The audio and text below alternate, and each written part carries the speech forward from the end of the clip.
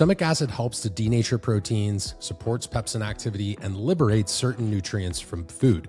It also contributes to defense against microbes that come through the mouth. It can also set the stage for digestion downstream, so it's less like an isolated chemical bath that most people think of when their food being in an acidic environment, and it's more like the opening act of digestion that cues the rest of the digestive orchestra to get ready. What's up and welcome to Sam Miller Science, where you're joining me just over a decade into my personal journey of working to bridge the gap between metabolism, macros, muscle, and medicine, all while helping coaches scale the impact that they desire and deserve. If you are here, thank you so much for listening and for trusting me to help you elevate your coaching game or to lead you in your transformation to realize your true potential. In either case, each week I'll be sharing my methods, models, and message to serve as leverage for your specific goals. Without further ado, let's get on to today's show. We've talked about good digestion, leaky gut, and dysbiosis. Today, we're continuing the theme of gut health with breaks in the chain, but moving upstream a bit to focus on digestive enzymes, stomach acid, and bile. Because sometimes the issue isn't just in the gut microbiome or the gut barrier, but earlier in the digestive process itself. And this is true for things like heartburn, sometimes related to stomach acid and food sitting like a rock.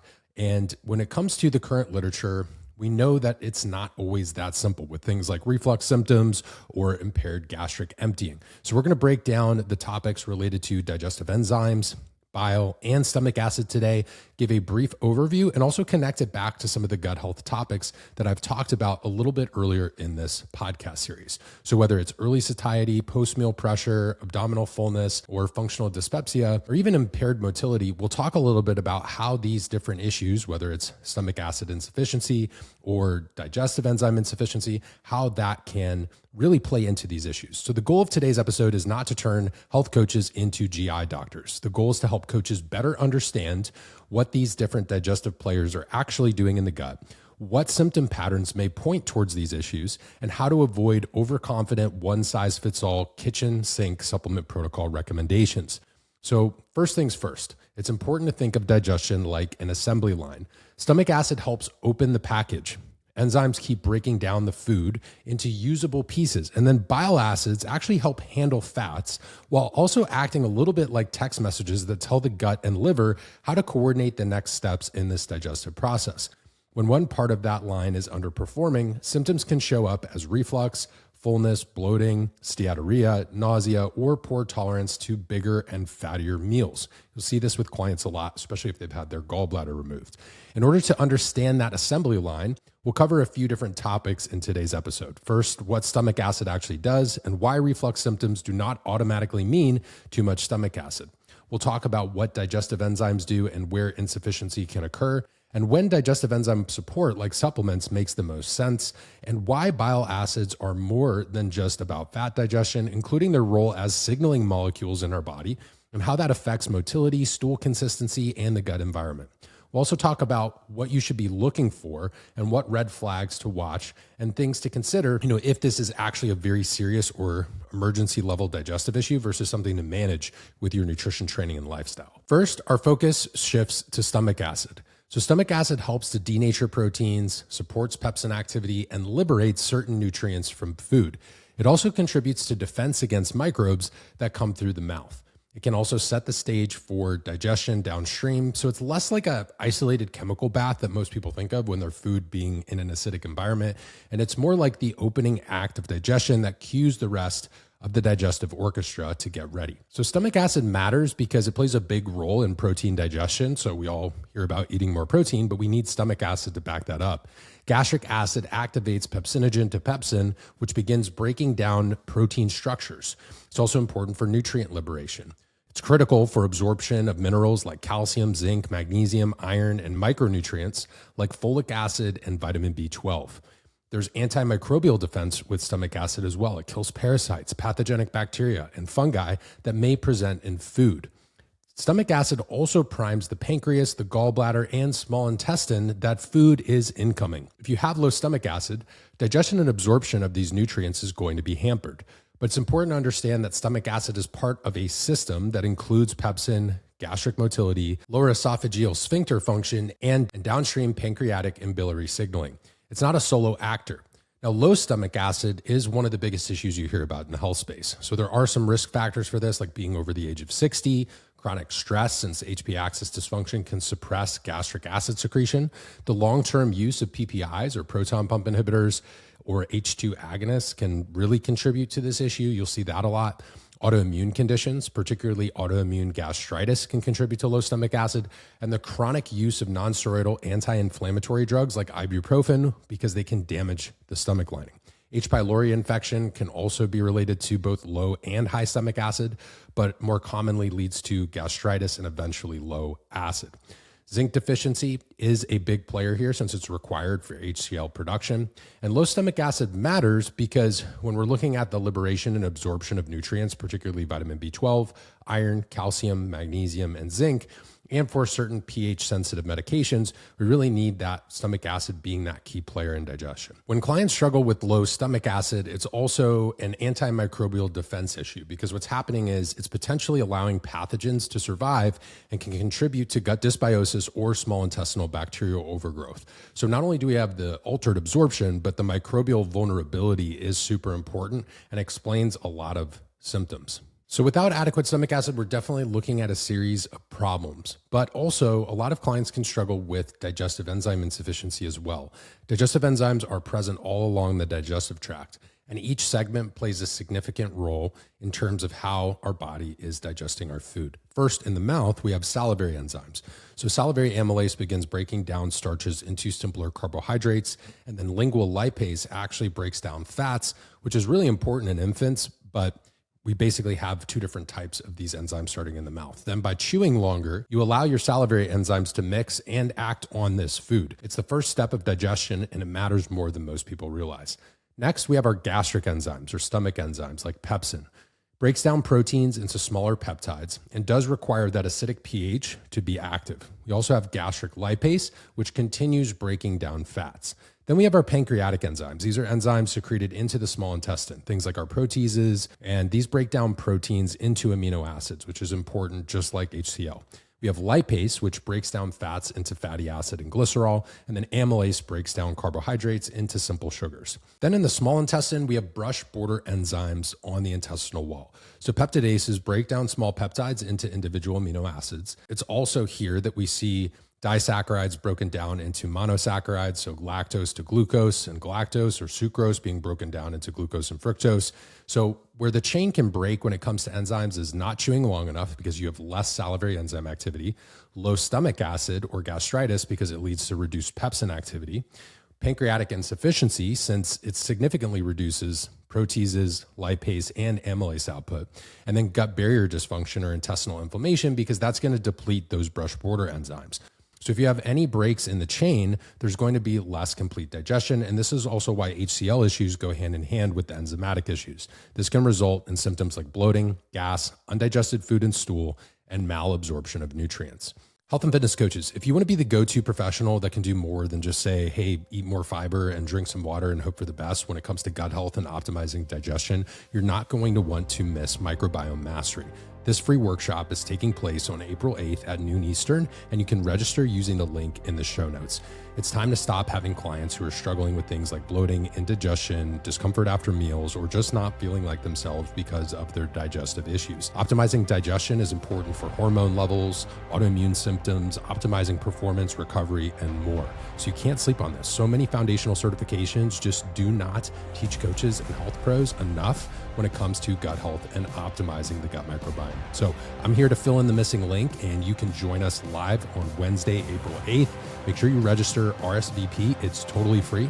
I hope to see you there. Without further ado, let's jump back into today's podcast. So with the potential risk for digestive enzyme issues and low stomach acid, it begs the question, when do supplements make sense? So some of my original gut health content suggested that digestive enzyme supplements were safe to add for most gut issues. The more current guidance is a little more specific, and also this stems from updated research that we have and also seeing this play out in clinical practice. Digestive enzyme support makes the most sense when there's confirmed likely pancreatic exocrine insufficiency. So if we obviously have that information, that's great. Also, if there's a clear maldigestion phenotype, so things like undigested food and stool, steatorrhea, and nutrient deficiencies, that could be an indication as well. If someone's had a gallbladder removal and struggles with fat digestion, something like ox bile and lipase can certainly help based on their health history. If there's a lactose intolerance, lactase enzyme supplements can be helpful as well. Another potential situation to use enzymes is if you just test or trial the supplement and symptoms improve. Now you do this in a control setting and use, a conservative amount of enzymes for a period of time to see how symptoms respond.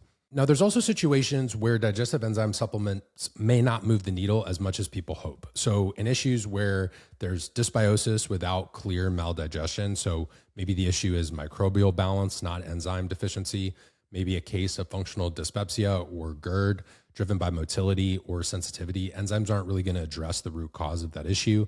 In IBS-C, so constipation, predominant IBS, this issue could more often be related to motility and visceral hypersensitivity.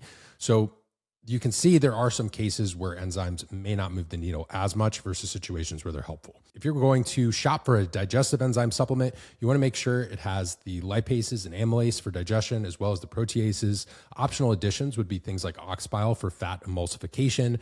Bromelain can definitely help as kind of this plant-based additive. You can find that naturally in pineapples, helpful for digestion and joint health. But just saying we should just add enzymes and everybody needs to buy the supplement is too broad of a standard. They're most useful in a case where there's a plausible enzyme deficiency mechanism and not just a blanket add-on for every single gut health complaint.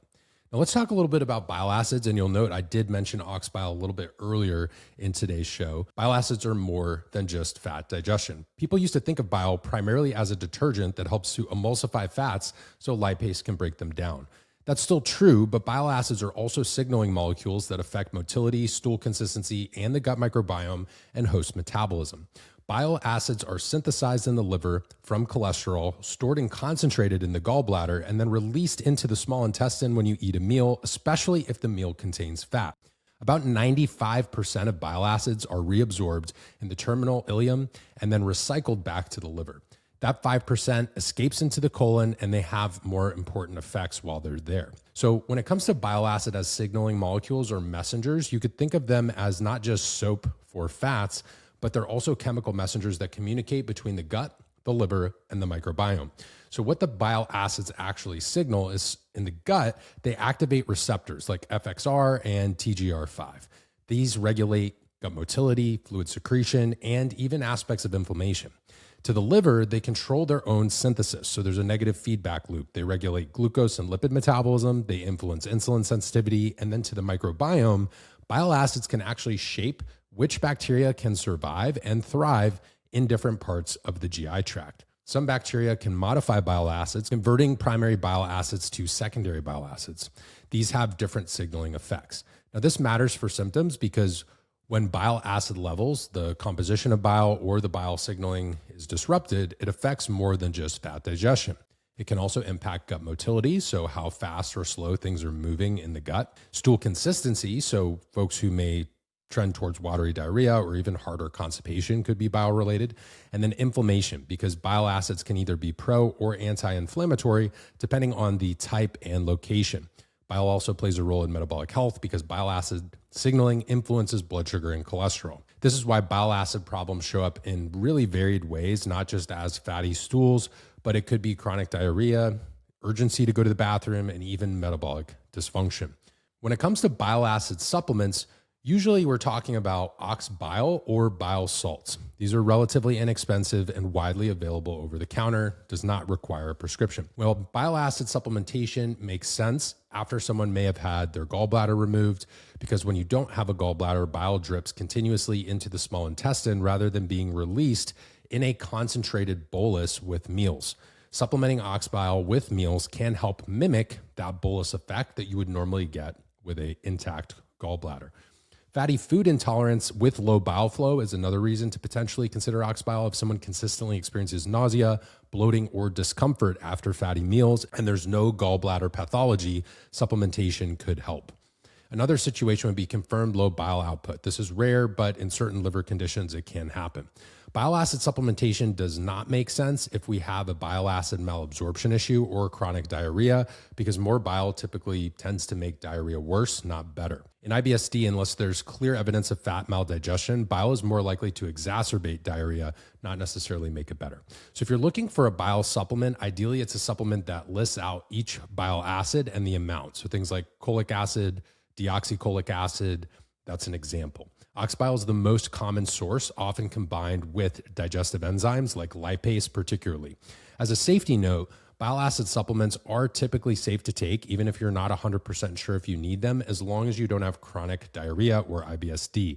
If someone has diarrhea predominant symptoms, probably not a good idea to add bile supplements without first ruling out bile acid malabsorption. So if you're a coach and you're wondering, okay, I'm hearing about these enzyme issues, stomach acid and bile, what can we realistically do? I do have a lifestyle checklist for you just to help improve your digestion related to these factors. First is stress.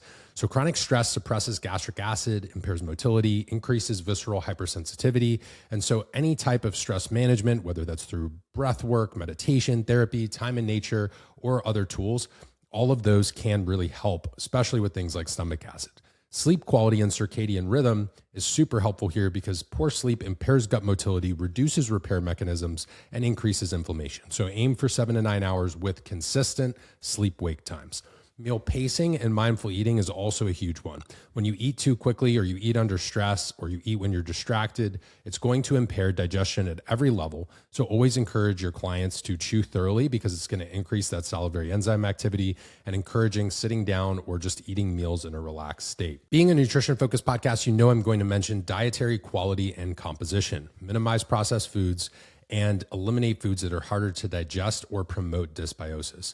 If you include adequate fiber, if it's tolerated well, that's a good idea to support gut motility and microbiome health. Just be cautious with high-fat meals because even sometimes nutritious foods and healthy foods can be higher in fat. Also, under food quality, it's important to consider eliminating common dietary triggers. So things like dairy, gluten, and FODMAPs may need to be removed on a trial basis if appropriate for a period of time. Another big thing is hydration because it supports mucus production and gut motility. Dehydration can worsen constipation and impair digestive enzyme function. Physical activity is also going to be big. Regular movement supports gut motility and reduces stress. Even something as simple as a post-meal walk can aid gastric emptying and reduce bloating. Alongside a healthy diet, we do want to review any medications and work with a client's healthcare provider to see if there's any meds that might impair digestion. Things like PPIs reduce stomach acid, NSAIDs can damage the gut lining, opioids do slow motility dramatically, anticholinergics reduce GI secretion and motility. So all of these things need to be considered. With targeted supplementation, this can be added as well in the right cases. So for stomach acid support, you're looking at HCl and pepsin. This is plausible, especially for folks over the age of 60, anyone experiencing chronic PPI use, autoimmune conditions, or they have that persistent food sitting, like heavy feeling, especially after meals. This should always be done with professional guidance, not necessarily just as self-experimentation. Now, digestive enzyme supplements, you definitely consider these if there's clear maldigestion, so undigested food and stool, or something like a pancreatic disease history may indicate that there's an issue with pancreatic enzyme insufficiency. Remember from the digestive enzyme section that we're really only considering these supplements if there's clear maldigestion, undigested food and stool, or maybe someone has a specific health history that warrants it. They're most useful with meals, especially larger or higher protein, higher fat meals. And we always want to look for a broad spectrum formula that contains enzymes that support both protein digestion, carbohydrate digestion, and fat. Obviously, I covered that a little bit more in the section on enzymes. We talked about oxbile as well and when that's appropriate, and considering, which folks are going to benefit from supplementing and supporting bile versus folks who should not use it, which we covered in the specific bile section. So when it comes to gut health, there's obviously some symptoms that do require medical evaluation. So things like persistent heartburn or reflux despite lifestyle changes. And if this goes on for more than 2 to 4 weeks, difficulty swallowing or painful swallowing, unintentional weight loss, persistent nausea or vomiting, especially vomiting blood or almost like a coffee ground material, black tarry stools, or blood in the stool. Those are all more medical cases. None of the supplement information or education that I've provided for you today is medical advice or a substitute for it. You also have to be mindful of people's family history. So some folks do have things like Barrett's esophagus or gastric cancer, and even situations where people may have IBD. When any of these are present, make sure that they've had at least a visit to a GI doctor or a physician, and they're also pairing this with a healthy lifestyle, right? So the appropriate nutrition, training, and supplementation where appropriate. The digestive system is a complex and interconnected chain. Stomach acid, enzymes, and bile acids all play critical roles, but they don't act in isolation. They're part of a larger system that includes motility, sphincter function, gut barrier integrity, microbiome composition, and immune signaling, as well as just the host's overall internal health and physiology. So if you're a health coach who listens to this, or just someone who's looking to optimize your gut health, the goal here, especially for nutrition coaches, is not to necessarily help you diagnose things, but recognize patterns, understand mechanisms, and optimize foundational factors that are supportive of gut health, and knowing when to actually look for a proper medical evaluation. When we understand the why behind digestive symptoms and what each of these digestive players' role can be, and we also understand how to support each aspect of the system, so whether it's enzymes, bile acid, or stomach acid, we can avoid oversimplified supplement recommendations, choose the proper diets and lifestyle, and really get to the root of issues more effectively. And through this series covering gut health, whether it's been dysbiosis, leaky gut intestinal permeability, defining good digestion, or now today diving into enzymes, focusing on bile or even stomach acid, we can begin to look at this full picture of gut health and truly understand the microbiome as a whole. If you enjoyed this episode, if you learned something new, please leave a 5-star rating and review wherever you listen and share the show. You can tag me on social media. I'm Sam Miller Science. Every share helps to find listeners like you who are looking for good quality information. The truth is, you probably never would have found the show if not for listeners like you and the reviews they've left and some of the comments that allow people to know that there's good information here. I hope that you use this information to either support your own health or help other people. So to continue the ripple effect of coaching, those rating and reviews are greatly appreciated. If you're watching on video, make sure you're subscribed so you never miss an episode. And on YouTube, you can leave us a thumbs up and hit that notification bell so you never miss new content. If you're on Spotify or Apple Podcasts, stay subscribed and download those episodes so you can listen. Even if you don't have a Wi-Fi connection, you can bring the knowledge on the road, and each and every episode is meant to help you either with your health or a client that you work with. If you're someone who's interested in learning more about gut health and you're a health and fitness professional, I'm hosting a workshop called Microbiome Mastery, and I put the link in the show notes today. So if you're interested in registering, you can join me live to expand upon some of the things that we've covered inside this gut health series, and I hope to see you there. I appreciate you guys tuning in today, and I'll talk to you in the next show.